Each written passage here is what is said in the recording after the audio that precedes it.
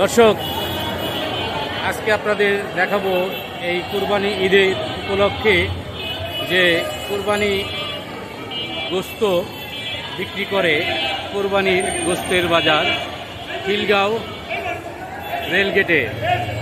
সেই ভিডিও চিত্র আপনাদের দেখানোর চেষ্টা করছি। দর্শক দেখুন, খিলগাঁও রেলগেটে